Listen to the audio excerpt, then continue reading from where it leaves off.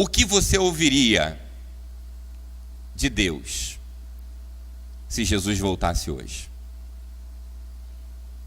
Se Jesus voltasse agora, 10h50 da manhã deste domingo, o que você ouviria dele? Vamos ler o texto? O reino dos céus também pode ser ilustrado com a história de um homem que estava para fazer uma longa viagem. Ele reuniu seus servos e lhes confiou seu dinheiro, dividindo-o de forma proporcional à capacidade deles. Ao primeiro entregou 5 talentos, ao segundo 2 talentos e ao último 1 talento. Então foi viajar. O servo que recebeu 5 talentos começou a investir o dinheiro e ganhou outros 5. O servo que recebeu 2 talentos também se pôs a trabalhar e ganhou outros 2. Mas o servo que recebeu 1 talento cavou um buraco no chão e ali escondeu o dinheiro do seu senhor. Depois de muito tempo, o senhor voltou de viagem e o chamou para prestarem conta de como haviam usado o dinheiro. O servo ao qual ele havia confiado 5 talentos se apresentou com mais 5. O senhor me deu 5 talentos para investir e eu ganhei mais 5. O senhor disse: muito bem, meu servo bom e fiel. Você foi fiel na administração dessa quantia pequena e agora lhe darei muitas outras responsabilidades. Venha celebrar comigo. O servo que havia recebido 2 talentos se apresentou e disse: o senhor me deu 2 talentos para investir e eu ganhei mais 2. O senhor disse: muito bem, meu servo bom e fiel. Você foi fiel na administração dessa quantia pequena e agora lhe darei muitas outras responsabilidades. Venha celebrar comigo. Por último, o servo que havia recebido 1 talento veio e disse: eu sabia que o senhor é homem severo, que colhe onde não plantou e ajunta onde não semeou. Tive medo de perder seu dinheiro, por isso o escondi na terra. Aqui está ele. O senhor, porém, respondeu: servo mau e preguiçoso. Se você sabia que eu colho onde não plantei e ajunto onde não semeei, por que não depositou meu dinheiro? Pelo menos eu teria recebido os juros. Em seguida ordenou: tirem o dinheiro desse servo e deem ao que tem os 10 talentos. Pois ao que tem, mais lhe será dado, e terá em grande quantia. Mas do que nada tem, mesmo o que não tem lhe será tomado. Agora lancem esse servo inútil para fora, na escuridão, onde haverá choro e ranger de dentes. Irmãos, toda parábola tem uma moral. Toda parábola tem em si uma lição que Jesus queria imprimir no coração dos seus seguidores. Jesus não estava contando história para passar tempo, Jesus não estava contando história para ser engraçado, Jesus não estava contando história para ser popular. Jesus, quando se propunha a contar uma história, ele queria trazer com essa história um conceito especial e espiritual para a vida daqueles que estavam ouvindo. E qual é o assunto central dessa parábola? Jesus aqui quer trazer um alerta sobre o trabalho dos seus servos. Aqui Jesus quer trazer e chamar a atenção que no trabalho dos servos dele, ele, em relação a esse trabalho, tem 2 perspectivas. O Senhor dessa parábola, Jesus, delega responsabilidades aos seus servos e ele sai. A Bíblia mostra que ele volta, e ele volta no intuito de prestação de contas. Ele não informou previamente quando iria voltar, ele não marcou uma data, mas ele voltou. E quando volta, ele requer daqueles servos o que eles tinham nas mãos para entregar. O que os servos fizeram com aquilo que ele confiou. O que Jesus estava dizendo para esses homens e para nós é que ele delegou responsabilidades a cada um de nós. E que um dia ele virá para a prestação de contas. E aí começa então a prestação de contas com aqueles 3, sendo que 2 vêm até Jesus e são aprovados, porque aquilo que o Senhor os confiou, eles tiveram um resultado positivo, mas um foi reprovado. E a Bíblia diz que este, por ordem do Senhor, foi lançado no fogo. Enquanto os outros ouviram: foste fiel no pouco, no muito te colocarei, que é o verso, né, mais clássico que a gente conhece. Entra no gozo do teu Senhor. Aquele outro ouviu: servo mau. Este não fez por merecer, e ele vai ser lançado no fogo, aonde há sofrimento e ranger de dentes. Então, nessa perspectiva, irmãos, essa parábola ela é muito importante para a nossa vida, porque na prestação de contas não haverá tempo para correr atrás do prejuízo. No momento em que Jesus voltar, não haverá mais como eu e você tentarmos fazer alguma coisa, dizermos a Jesus: não, peraí, Senhor, espera, porque tudo que eu não fiz até agora eu vou fazer.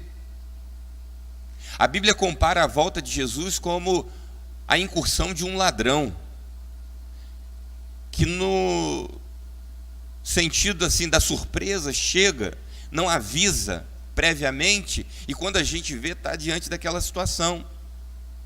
Portanto, nós precisamos estar preparados. Há uma mensagem de alerta, irmãos, que precisa ser concebida em nosso coração e que precisa causar tremor e temor em nós. Existe uma parte do povo, dito povo de Deus, que está dormente, que está de férias, que está vivendo como se pudesse viver de qualquer jeito e está tudo certo. E não. Há uma responsabilidade nas nossas mãos, e essa responsabilidade é tratar aquilo que Deus nos deu e fazer produzir para que nós tenhamos nas mãos algo a apresentá-lo. Essa parábola é uma parábola de alerta que nunca se fez tão necessária nos nossos dias, porque Jesus está a passos largos para voltar. E Jesus não vai vir buscar crente religioso. Jesus não vai vir buscar membro de igreja. Jesus não vai vir buscar gente que sabe muito da Bíblia, da vida, gente que é catedrático na filosofia ou em qualquer outra ciência. Jesus vai vir buscar seus filhos lavados e remidos no sangue do Cordeiro, que estão atentos e comprometidos com aquilo que decidiram seguir.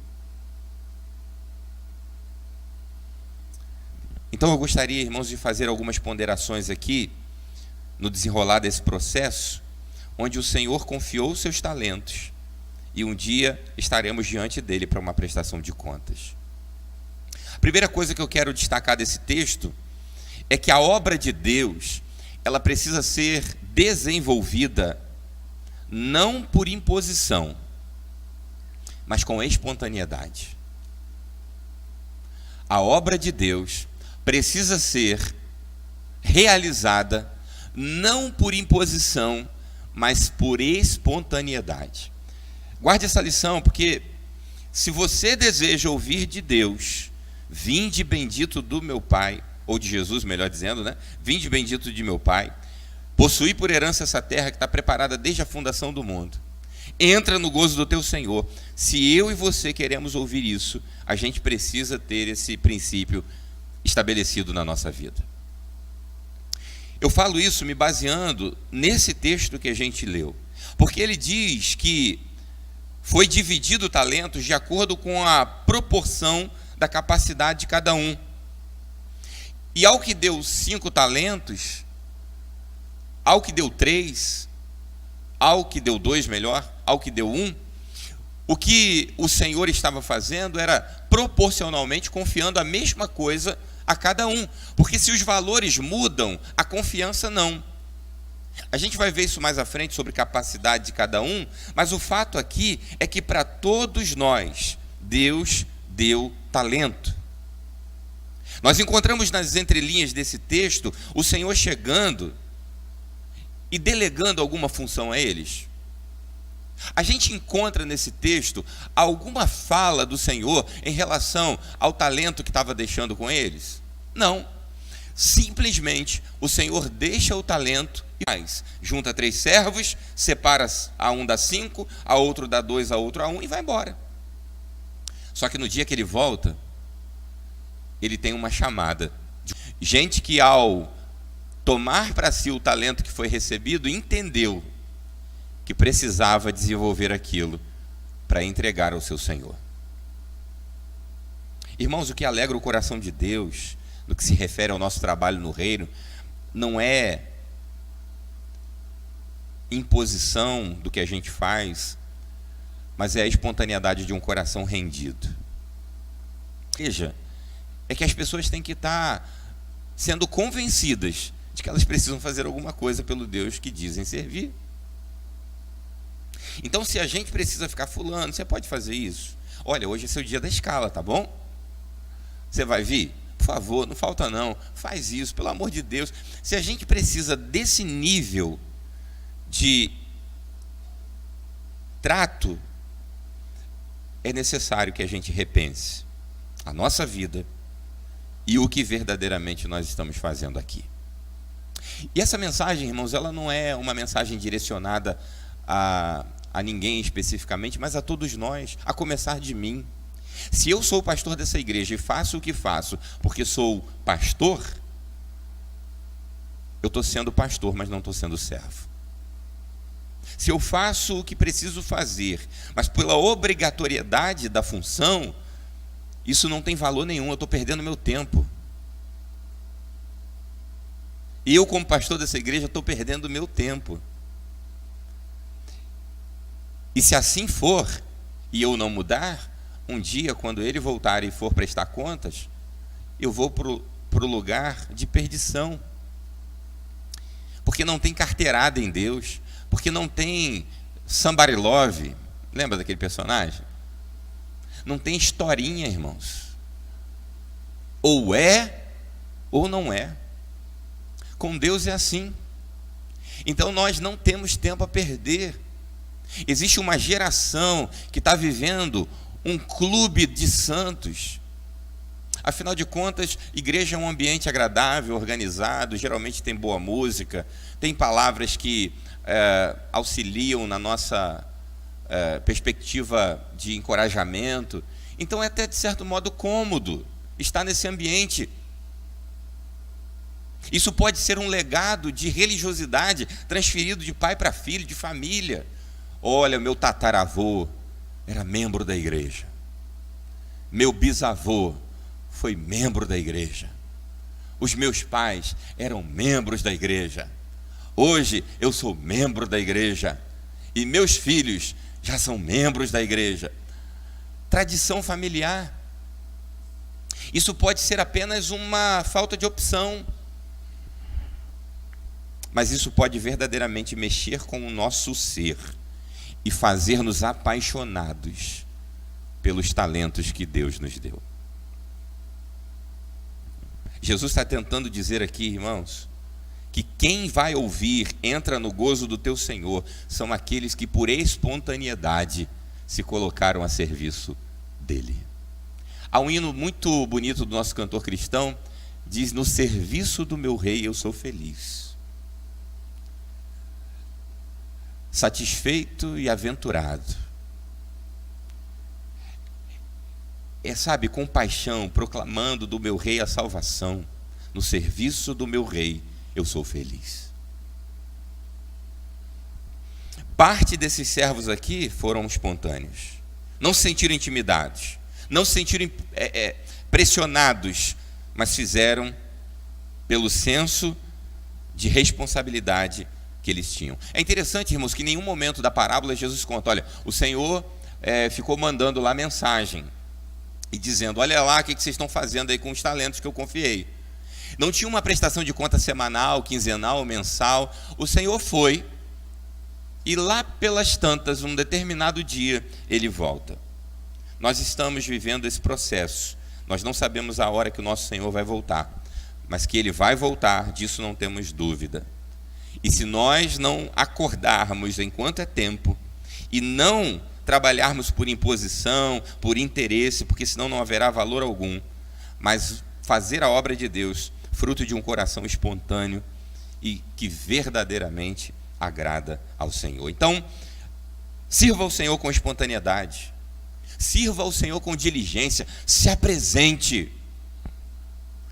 De repente você está aí no banco dizendo: poxa, ninguém me chama, eu queria tanto trabalhar, mas ninguém me chama. Eu quero dizer para você, você já foi chamado há mais de 2000 anos atrás. Jesus disse: olha, ide por todo mundo. E esse ide não é para o pastor dessa igreja só, esse ide não são para os diáconos, esse ide não é para a liderança, esse ide é para cada crente. E Deus te deu talento. Talvez não foi o talento de pregar, talvez você não tenha esse talento, como eu não tenho de cantar, como eu não tenho de tocar um instrumento, mas Deus deu um talento para você, que precisa ser desenvolvido, que precisa ser posto no reino. Você não vai estar fazendo favor para o pastor Alex, você não vai estar fazendo favor para essa igreja, mas você vai estar cumprindo um chamado daquele que te confiou. Então se apresente, diga: olha, pastor, eu sei fazer isso aqui, ó. Ou então: eu não sei fazer, mas eu quero aprender, eu estou aqui para aprender. Eu não quero ser um consumidor da fé, eu não quero ficar nessa de vou, mas não vou, ou de ir a um lugar como a gente vai a um cinema. A gente vai a um cinema, senta na poltrona que a gente escolher e vai embora. A gente não tem compromisso com aquele cinema, com aquela sala, a gente não tem relacionamento com lanterninha, a gente não tem envolvimento de paixão com aquele ambiente, a gente simplesmente vai e volta. Mas no reino não é assim. Porque a nossa estada aqui é só um detalhe, ela é só uma alegria conjunta daquilo que acontece todos os dias na nossa vida, porque a gente vai vivendo e vivendo e vivendo servindo ao Senhor, vivendo, testificando da presença e da glória de Deus na nossa vida. Então, não fique na inércia. Se você tem estado de alguma forma parado na obra de Deus, se apresente para fazer algo. Porque você tem um talento dado por Deus. E se você tem enterrado esse talento, eu quero dizer em nome de Jesus, com todo o amor do meu coração, que você está perdido. E que você nessa manhã precisa se retratar diante do Senhor. Porque não tem meia conversa. Não tem como, irmãos, a gente maquiar o que precisa ser revelado a nós. Essa palavra, ela não é uma palavra agradável de se ouvir. Essa palavra, ela não é uma palavra que tenha um sentido de encontrar assim empatia no nosso coração, mas ela é necessária. A Bíblia chega a dizer que terrível será aquele dia, o dia do Senhor, porque o que vai ter de gente desesperada, irmãos. O que vai ter de gente achando que estava tudo resolvido e agora ouve de Deus: apartai-vos de mim, maldito. Pensa, irmãos. Isso precisa vibrar dentro de nós como responsabilidade. Que nós não estamos aqui para brincar de sermos crentes, e tem gente brincando. Tem gente fazendo da igreja um Sesc da vida. Que o dia que ele está afim vai, o dia que não está, dane-se.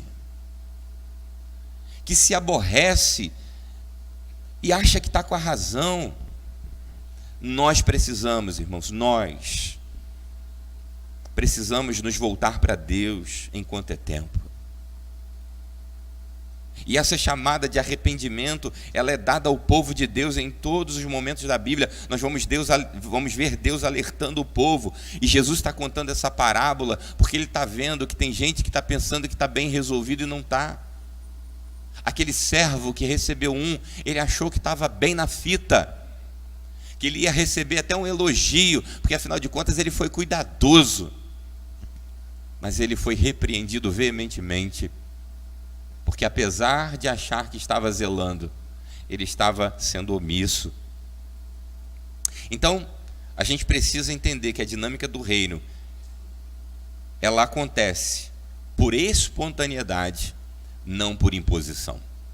Tem muita coisa para fazer, pouca gente se levanta. Foi assim sempre. Mas eu e você não podemos estar do lado daqueles que estão na inércia. Eu e você precisamos ser como esses dois que foram diligentes em multiplicar o talento que Deus os deu. Segundo lugar, a realização da obra do reino, ela se dá pela intervenção divina, mas também pela ação humana. É Deus trabalhando e o homem cooperando.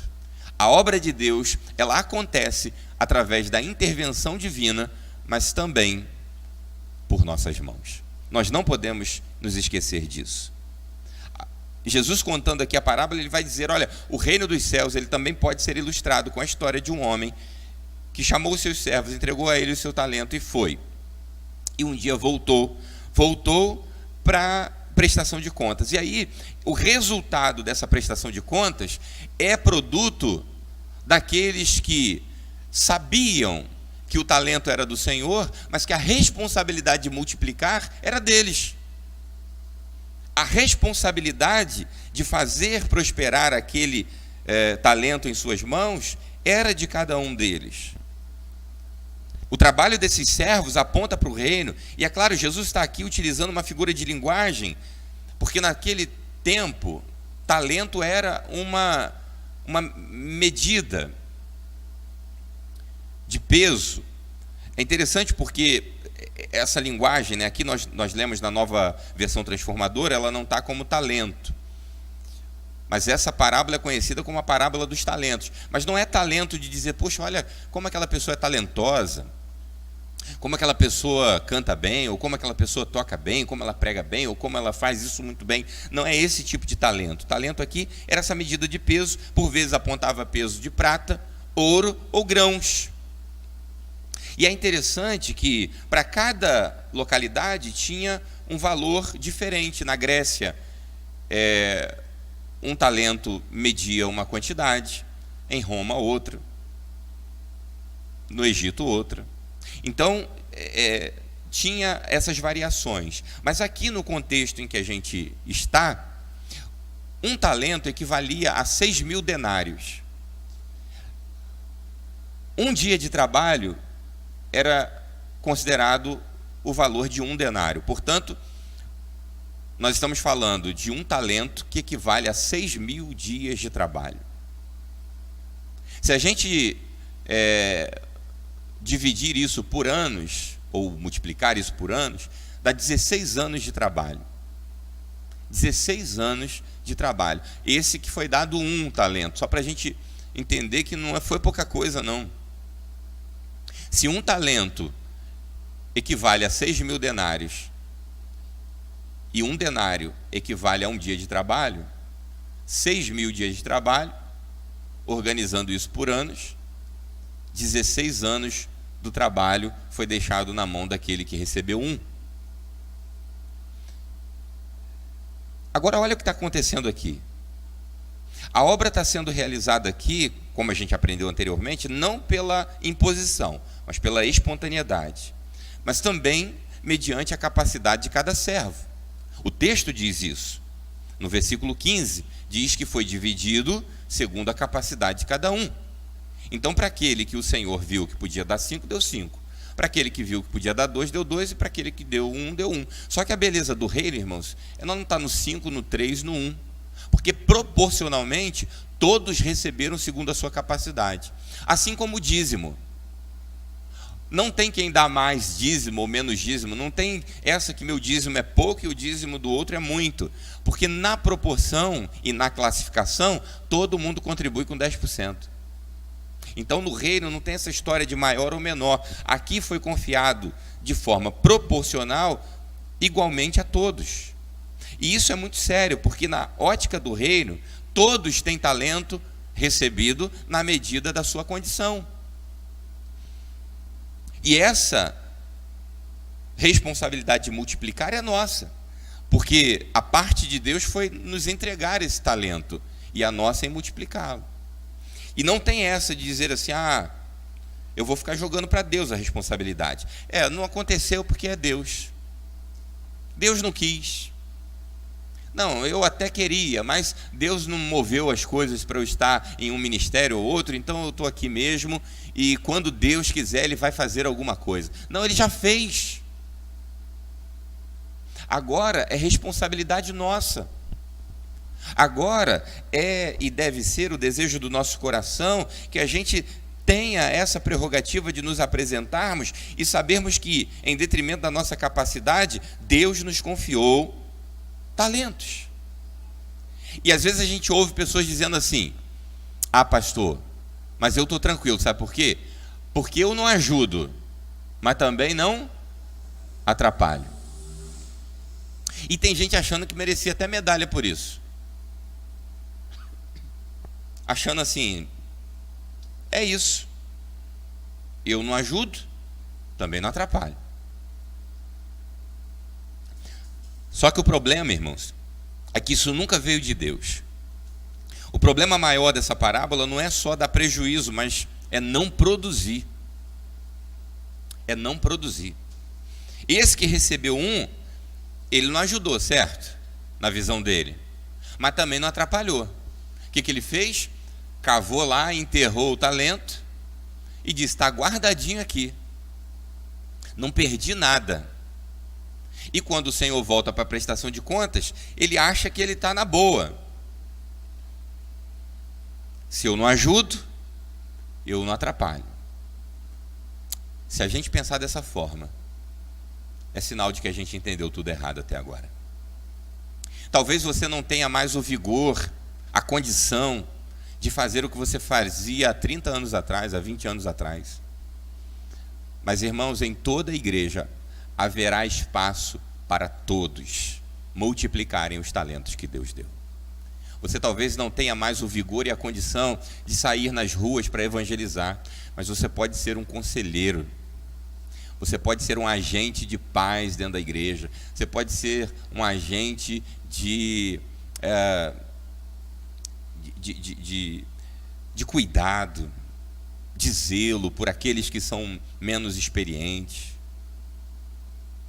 Você pode não ter o talento de pregar, de tocar, mas você pode ter o talento de ver e enxergar coisas que outros talvez não vão fazer, não vão enxergar. Você pode ter o talento de limpar, de organizar. Enfim, todos nós temos um talento dado por Deus. E nós precisamos entender que ele começa numa intervenção divina, mas ele continua a partir das nossas mãos. Em terceiro e último lugar, por vezes, irmãos, a nossa vida não produz, não por falta de oportunidade, mas por falta de relacionamento. Por vezes, a nossa vida não produz, não por falta de oportunidade, mas por falta de relacionamento. Nessa altura do campeonato, você pode estar pensando assim: ah, pastor, então é isso.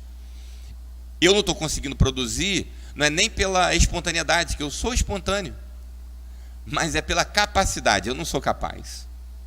Eu até queria, como eu queria, mas eu não sou capaz. Fulano é muito capaz, por isso que ele produz, por isso que ele recebeu 5. Mas quem disse, segundo a visão desse texto, que quem recebeu um talento também não tem capacidade de produzir? Quem disse que quem recebeu um não tem capacidade de multiplicar? Então, por que ele não produz? Por falta de relacionamento. O texto vai dizer que esse último servo, que havia recebido um talento, quando o Senhor chega, ele vai dizer assim: eu sabia que o Senhor era homem severo. Será que era mesmo?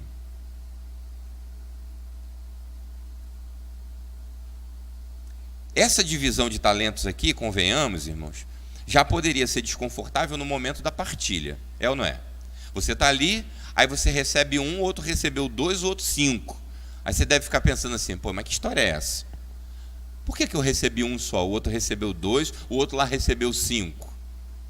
O fato aqui, como a gente já viu, não está no valor do talento, na quantidade,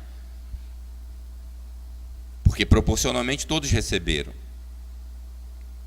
O problema aqui não está na capacidade.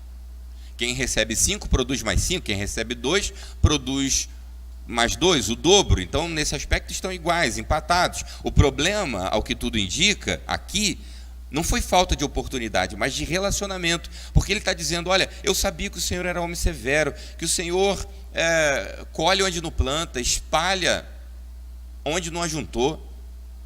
Só que isso demonstra para a gente que há um equívoco. Porque aqueles outros dois que saem para produzir, eles não veem esse Senhor dessa mesma forma. Eles não ficam na defensiva, eles não ficam como esse outro que diz assim, eu acho que eu não vou arriscar não. Eu estou com esse talento aqui, eu não vou perder, eu vou cavar e vou guardar. Imagina o que ficou com 5. Se um talento equivale a 6.000 dias de trabalho, imagina o que ficou com 5. 5 vezes 6, 30. 30.000 dias de trabalho. Ele poderia dizer, não, eu vou arriscar 5. Eu vou fazer o seguinte, eu vou empenhar 2. Se eu perder esses 2, eu fico com 3. Não. Ele se lança. Ele tem o desejo de produzir, ele tem o desejo de multiplicar. Tentando trazer para os nossos dias, às vezes no reino a nossa vida não produz, irmãos, não é por falta de oportunidade, mas desse relacionamento. Eu poderia fazer muito mais, mas só me deram isso aqui para eu fazer, ou não me deram nada. Nós precisamos entender, irmãos, que a nós foi dado o poder, o espírito de intrepidez e a ordem de ir e fazer. Nós podemos vestir a camisa ou podemos continuar com o discurso covarde de dizer que se até agora não fizemos ou não estamos fazendo, é porque ninguém nos deu oportunidade.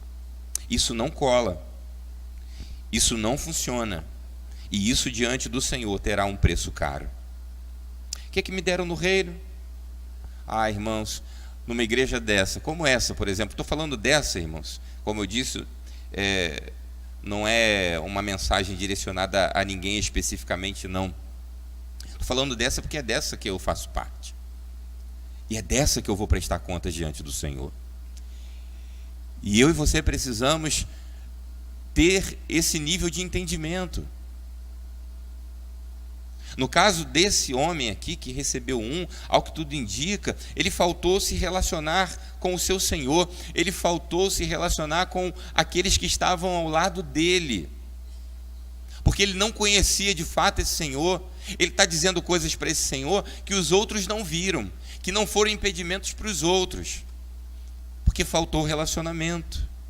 Às vezes na nossa vida familiar, financeira, espiritual, não está produzindo como poderia, porque nos falta relacionamento.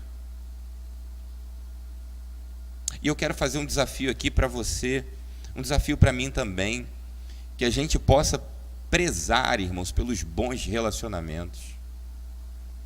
Que a gente seja uma pessoa de um bom relacionamento. É triste quando a gente vê gente que se diz cristã e passa, e por onde passa fecha portas. Gente que não tem condições de pedir uma ajuda se precisar, porque já brigou com a rua inteira, porque é difícil, é carrancudo, e aí não há como prosperar na vida, não há como produzir, não há como multiplicar os talentos. Você lembra daquele episódio da viúva, que o profeta manda que ela fosse buscar vasilhas? Ele diz, olha, reúna seus filhos aí, sai pela vizinhança. E não traga poucas vasilhas, não, traga muitas. E quando as vasilhas chegam, o azeite é derramado sobre elas, e o profeta já tinha avisado, o azeite vai parar quando as vasilhas acabarem. Agora você imagina, irmãos, vamos aqui pegar carona na fé e imaginar algo aqui. Se essa viúva fosse aquele tipo de gente que você conhece, difícil, uma viúva que na sua vizinhança passava, e ela passava reto, as pessoas davam um bom dia, e ela parece que já acordou do avesso, não falava nada. Ela até era crente, e como crente achava que era melhor do que todo mundo na rua, que só tinha endemoniado, e que ela era a santa do bairro. Imagina se essa mulher fosse uma mulher que as pessoas olhassem e vissem nela uma pedra de gente. Agora o profeta está na sua casa, o milagre está por acontecer, só que a prerrogativa é: você precisa de vasilhas, você não tem todas em sua casa, você depende dos seus vizinhos. O que aconteceria na minha casa se esse profeta estivesse lá e se esse milagre estivesse por acontecer dentro dela? Eu teria condições de sair na minha rua e conseguir muitas vasilhas?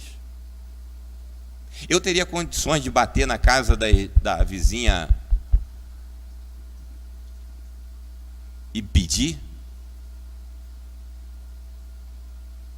Tem gente, irmãos, que não vive milagres de Deus, que traz escassez para a vida, da presença e da glória de Deus manifesta, porque é gente que não sabe se relacionar. Não sabe se relacionar com o próximo e, portanto, não sabe se relacionar com Deus. Porque o próprio Deus diz: se você não sabe como se relacionar com quem você vê, com quem está perto de você, imagina comigo. Então não tem essa de dizer: olha, eu estou assim com Deus, se eu ando assim dos outros. Eu lembro na escola, já é um bom laboratório para a gente perceber isso, né? Como tem gente individualista, gente que quer fazer o trabalho sozinho. Quando o professor passava um trabalho em grupo, era difícil. Gente que não sabe se envolver com os outros, ou por receio de mostrar quem é, ou porque acha que é melhor mesmo. A gente precisa pensar nisso, irmãos. Quem sabe hoje Deus está desejoso de derramar o azeite dele, as bênçãos dele sobre o seu lar, mas não tem vasilha lá. Eu termino dizendo que esse texto, irmãos, ainda nos traz uma última lição tão importante quanto todas as outras.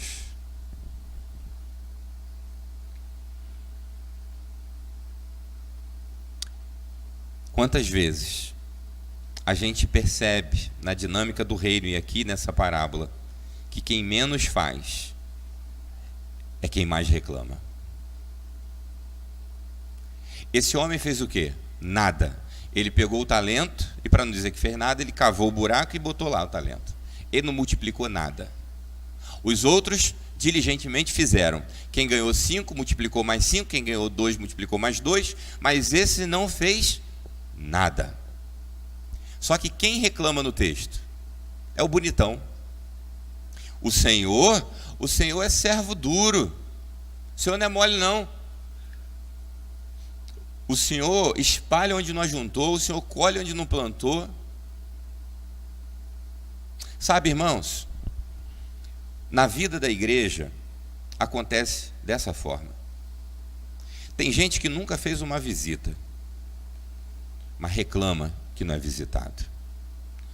Tem gente que não é fiel nos dízimos e nas ofertas e reclama por que ainda não foi trocado isso ou aquilo da igreja. Tem gente que não ajuda no culto, mas reclama porque o culto começou mais tarde do que ele acha que deveria começar, e eu até concordo, tem que ter horário mesmo.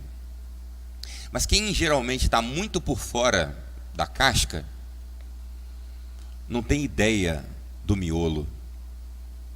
Porque, como diz aquele versículo de vovó, quem sabe da quentura da panela é a colher que mexe. Esse servo só tem nas mãos o mesmo talento que lhe foi confiado e as mãos sujas de areia onde ele cavou. Queridos, que em nome de Jesus, quando nosso Senhor voltar, nós não tenhamos as mãos sujas, que nós não tenhamos apenas o que nos foi dado e, quiçá, pior ainda, nem o que nos foi dado. Que Deus tenha misericórdia das nossas vidas. Que a gente nunca queira se colocar numa posição de brincar de ser crente. Porque todos nós temos responsabilidade para apresentar diante do Senhor. Você pode cobrar do pastor e deve. Você pode cobrar da igreja e deve. Mas como membro da igreja, e mais, como membro do corpo de Cristo espalhado na terra, você tem uma prestação de contas a dar. Que eu e você não sejamos esse servo sem noção, que não fez nada e cobrou tudo. A gente vê o que multiplicou 5 em silêncio, a gente vê o que multiplicou 2 em silêncio, e o camarada que não fez nada, apontando para o Senhor e dizendo que ele era isso, que ele era aquilo. Que Deus tenha misericórdia de nós. Que eu e você sejamos servos fiéis. E que nós tenhamos na mente, irmãos, que o nosso compromisso é com Deus. Que o nosso compromisso é com Deus. E que um dia Ele vai voltar para requerer das nossas mãos o que nós temos feito. Sabe, irmãos, quando eu olho os irmãos aqui, eu me alegro por cada um de vocês que aqui estão. Mas também fico com o coração apertado por tantos que a gente não vê. Por gente que frequenta a igreja, como eu disse, como um clube. Por gente que, e eu não estou dizendo de quem não está, obviamente, nessa manhã, porque muitos têm razões para não estarem. Pessoas trabalhando, pessoas doentes, pessoas em recuperação. O fato não é esse. O fato é a gente perceber que para muitas pessoas, vir à igreja é um detalhe. E que às vezes o fato de estar aqui não é nem a razão principal que deveria ser. Eu vou à igreja para encontrar com fulano, resolver aquele problema, e aí já que eu estou lá, se der, eu fico no culto. Eu vou na igreja não como o objetivo principal de me reunir com meus irmãos para adorar ao Senhor. O culto, ele é só um detalhe, que às vezes até atrapalha. Porque, poxa, não deu nem tempo de eu fazer o que eu realmente vim fazer. Tive eu que estar no culto. Ou então, tive eu que abdicar desse tempo. Irmãos, que a gente não perca o prazer dessa reunião, dessa unidade. E que a gente continue multiplicando para a glória do Senhor os talentos que Ele nos deu. E um dia que nós tenhamos a alegria de receber dele: servo bom e fiel. Foste fiel no pouco, no muito te colocarei, entra no gozo do teu Senhor. Essa palavra, irmãos, ela vem como despertar para os nossos corações, porque não há tempo a perder. Cada dia que passa, mais perto o Senhor está de nós. Mais perto o Senhor está de buscar a sua igreja. Seja os indicativos climáticos, sejam as catástrofes ambientais, os terremotos, as violências, os índices que gritam, nós não temos dúvidas.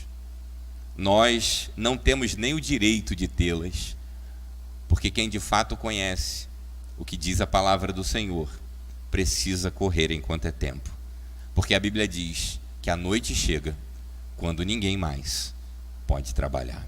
Que Deus nos abençoe em nome de Jesus. Vamos louvar o Senhor?